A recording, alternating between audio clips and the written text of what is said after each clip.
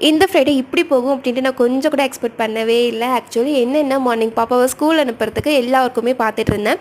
ஹபியும் பாப்பா விளையாடிட்டு இருக்கும்பொழுது பாப்பா என்ன பண்ணேன்னா சடனாக பேக்கில் பெண்ட் ஆனா பாருங்கள், கழுத்தில் வந்து நல்லா சுளுக்கு பிடிச்சிருச்சு.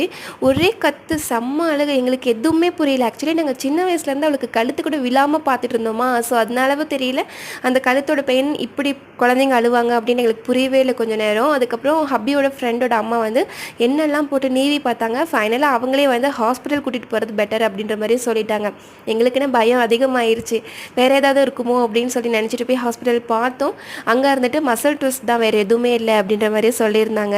அண்ட் அவங்களே வந்து பார்த்திங்கன்னா ஒரு ஜெல் அதுக்கப்புறம் டேப்லெட்ஸ் வந்து கொடுத்துருந்தாங்க. 3 டேஸ்க்கு ஃபாலோ பண்ண சொல்லியிருந்தாங்க. ஸோ ஸ்டில் அவளோட பெயின் வந்து குறைஞ்சிருக்கு, பட் இருந்தாலும் கழுத்தை அப்படியே தான் வச்சிருக்கா. பார்க்கலாம் ஒரு 2 டேஸ். அண்ட் ஆல்சோ வைத்தியசாலை கூட்டிகிட்டு போயிட்டு அங்கே ஒரு ஆயிலுமே வாங்கிட்டு வந்து வச்சிருக்காரு. பார்க்கலாம் எதுவுமே அப்ளை பண்ணி அப்படின்னு சொல்லிட்டு. நம்ம எவ்வளோ தான் பார்த்து பார்த்து வளர்த்தாலும் ஃப்ராக்சர் ஆஃப் செகண்டில் ஏதாவது பண்ணிடுறாங்க.